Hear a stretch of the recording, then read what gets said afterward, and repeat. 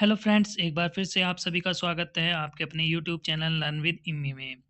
तो friends 500 plus MCQ one liner की series में आज हम आपको इस वीडियो का पार्ट 4 लेके आए हैं और इसमें टोटल 50 प्रश्न होंगे।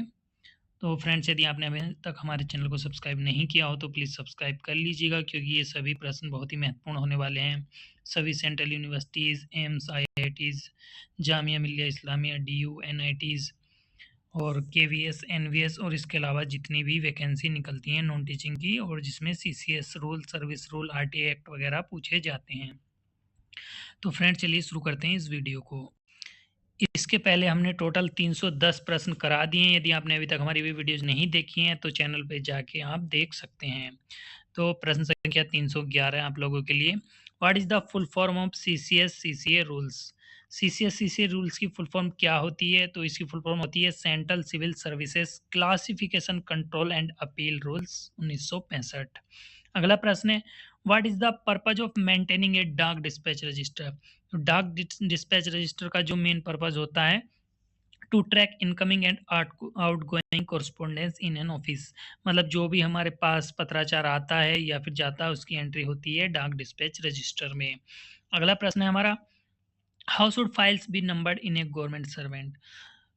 मतलब जो गवर्नमेंट ऑफिस, सॉरी, तो सरकारी कार्यालयों में जो नंबर दिया जाता है फाइलों को वो क्या होता है? Sequentially with reference number and year as per office manual.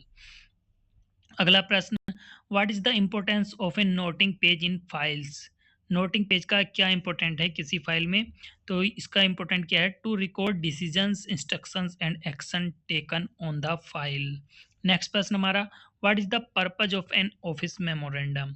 Office memorandum जो जिसे हम कार्यालय ज्ञापन बोलते हैं उसका पर्पज होता है टू इश्यू इंस्ट्रक्शंस और इंफॉर्मेशन टू डिपार्टमेंट्स और स्टाफ। नेक्स्ट प्रश्न है, what is a confidential file? जो एक कॉन्फिडेंशियल फाइल होती है क्या होती है? तो ये होती है a file containing sensitive information restricted to designated officers. Next प्रश्न देख लेते हैं। ये सेम रिपीटेड प्रश्न है। अगला प्रश्न है, what is the significance of para numbering in office note? तो इसका आंसर होगा ensures clarity, easy reference and structured communication. अगला प्रश्न है, how are urgent matters marked in office communication? तो इसमें क्या होता है? बाई अर्जेंट और top priority endorsements on the file. तो फाइल पे एंडोर्स कर दिया जाता है कि ये अर्जेंट है या फिर टॉप प्रायोरिटी की फाइल है। अगला प्रश्न क्या है हमारा, ज्वाइनिंग टाइम में be combined with vacation regular leave except? मतलब किस लीव के साथ जो है ज्वाइनिंग टाइम को नहीं जोड़ा जा सकता? तो बहुत ही आसान प्रश्न है, कैजुअल लीव के साथ को जो है जीटी को नहीं जोड़ा जा सकता। नेक्स्ट प्रश्न हमारा, can a person claim to be a member of SC ST merely because he or she has married a person belonging to SC or ST? कोई जनरल पर्सन है, जनरल कैटेगरी मतलब अनरिजर्व्ड कैटेगरी का बंदा है या OBC का बंदा है, उसने जो है एससी या एसटी के किसी या तो लड़की या लड़के जो भी केस है उसमें शादी कर ली, तो क्या वो एससी एसटी हो जाएगा? बिल्कुल नहीं।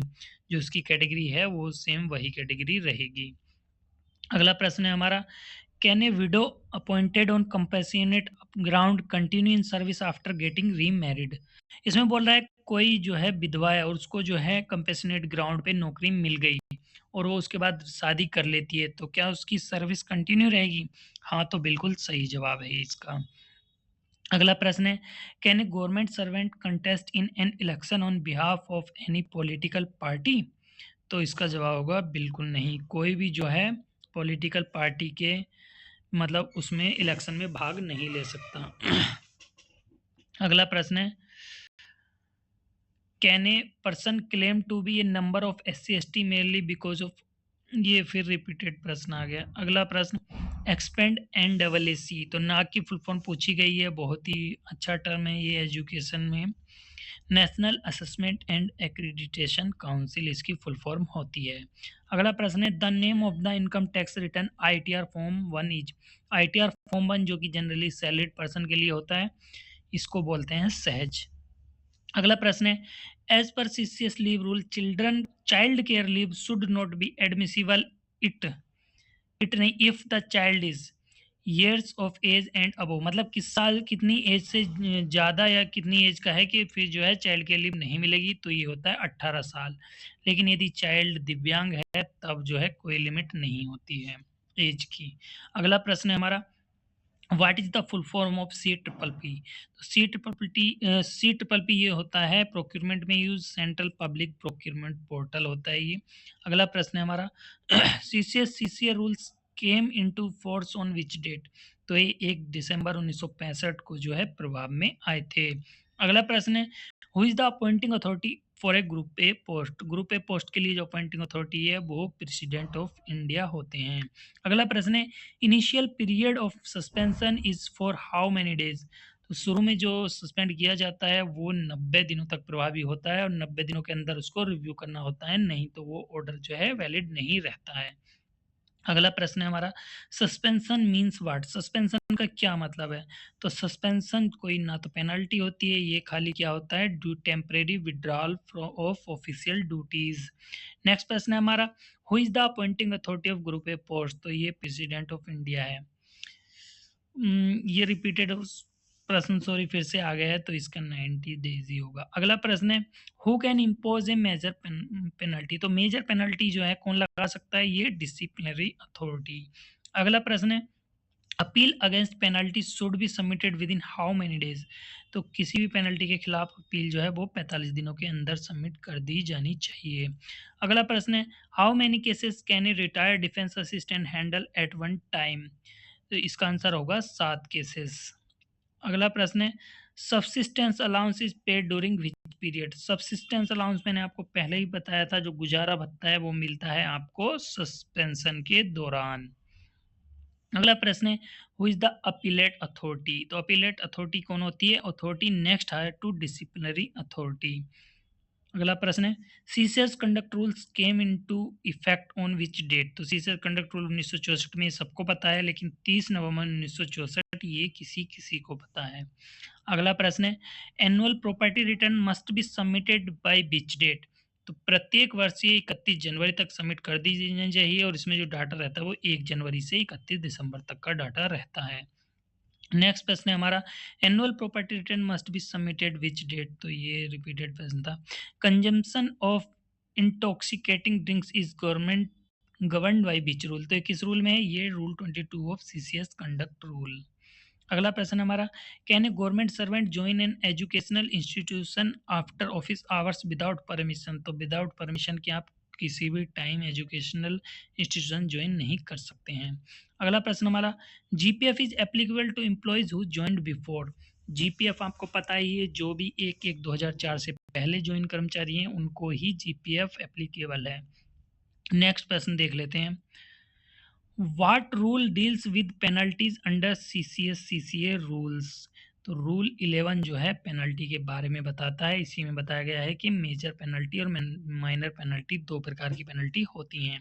अगला प्रश्न, who issues chargesheet in disciplinary proceeding? तो चार्जशीट कौन इश्यू करता है? ये भी डिसिप्लिनरी अथॉरिटी ही इश्यू करता है। अगला प्रश्न है, what is subsistence allowance during first 3 months? तो शुरू के जो 90 डेज हैं उसमें जो आपका सब्सिस्टेंस अलाउंस होता है वो होता है 50% ऑफ पे। सब्सिस्टेंस अलाउंस आफ्टर 3 मंथ्स में इंक्रीज अप टू, तो ये 50% का और 50% यानी टोटल 75% ऑफ पे तक बढ़ाया जा सकता है। अगला प्रश्न है, सब्सिस्टेंस अलाउंस में भी रिड्यूस टू व्हाट मिनिमम? तो ये 50% तक कम किया जा सकता है, मतलब 25% ऑफ पे।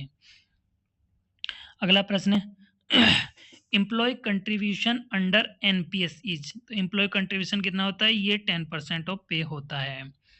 अब अगला प्रश्न है, गवर्नमेंट कंट्रीब्यूशन अंडर एनपीएस? तो ये अभी 14% ऑफ पे जो है होता है government contribution. FR9 defines what? FR9 के बारे में कई बार पूछ लेता है, तो ये जो है पे को डिफाइन करता है। नेक्स्ट प्रश्न है हमारा, FR22 रिलेट्स टू व्हाट?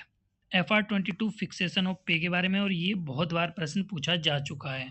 तो फ्रेंड्स, यदि ये वीडियो आपको अच्छी लग रही है तो प्लीज़ लाइक ज़रूर कर दीजिएगा और साथ ही शेयर करना मत भूलिएगा। अगला प्रश्न देख लेते हैं, FR56 relates to what? FR56 में क्या है? तो इसमें रिटायरमेंट के बारे में है।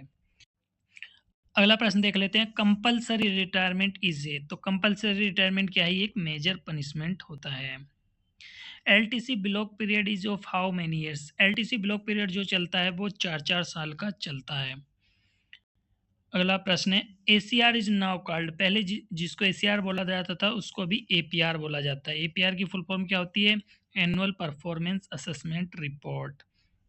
APR is disclose to employee, तो बिल्कुल सही है ये, यस। एपीआर क्या होता है? जैसे ही आपका एपीआर एनुअली लिखा जाएगा उसके बाद आपको उसकी एक कॉपी प्रोवाइड कराई दी जानी चाहिए और फिर आप उस पर अपील कर सकते हैं। यानी representation against APR with in how many days, तो जिस डेट को आपको प्राप्त होगा उसके 15 दिनों के अंदर अंदर आपको रिप्रेजेंटेशन दे देना चाहिए। सपोज दैट आपको लगता है कि नहीं मेरे तो आपको मिला है, वेरी गुड, आप सोच रहे हैं कि नहीं मुझे तो आउटस्टैंडिंग मिलना चाहिए, तो आप रिप्रेजेंट कर सकते हैं। अगला प्रश्न है, प्रोबेशन पीरियड नॉर्मली इज, तो प्रोबेशन पीरियड जो जनरली होता है वो 2 साल का होता है, लेकिन कहीं कहीं स्पेशल 1-1 साल का भी होता है, लेकिन वैसे नॉर्मली जो है ये 2 साल का है। MSCP scheme provides how many upgrades, तो एमएससीपी की पहले फुल फॉर्म जान लेते हैं, मॉडिफाइड एश्योर्ड कैरियर प्रोग्रेशन, और ये जो है इसमें टोटल 3 अपग्रेडेशन मिलते हैं। अगला प्रश्न है, एमएससीबी इंटरवल्स आर, तो ये जो 3 अपग्रेडेशन है ये कब मिलते हैं? तो ये मिलते हैं जब आप एक ही रैंक में 10 साल, फिर उसमें 20 साल, फिर 30 साल, तो ये जो है हर 10 साल के इंटरवल पे मिलते हैं। इसमें क्या होता है, सपोज दैट आप एलडीसी मतलब जूनियर असिस्टेंट भर्ती हुए लेवल 2 में और 10 साल तक आपने सर्विस की, कोई प्रमोशन नहीं मिला, तो 10 साल बाद आपको सीधे लेवल 3 में पहुंचा दिया जाएगा। और फिर लेवल 3 के बाद आपको फिर कोई प्रमोशन नहीं मिला, तो आपको 10 साल बाद लेवल 4 में पहुंचा दिया जाएगा। और फिर 10 साल बाद लेवल 5 में एक-एक लेवल अपग्रेड होता रहता है, अगर आपको कोई प्रमोशन नहीं मिल रहा है तो। अगला प्रश्न है, encashment of earned leave up to 10 days at the time of availing LTC is permitted provided a balance of, इसमें पूछ रहा है कि आप जो एलटीसी के साथ जो है 10 दिन का लीव इनकेसमेंट लेते हैं तो आपके पास कितने दिन छुट्टी ईएल बचनी चाहिए? तो ये जो है टोटल मतलब छुट्टी प्लस ये एलटीसी का वो काटने के बाद 30 दिन बैलेंस ईएल बचना चाहिए कार्मिक के खाते में।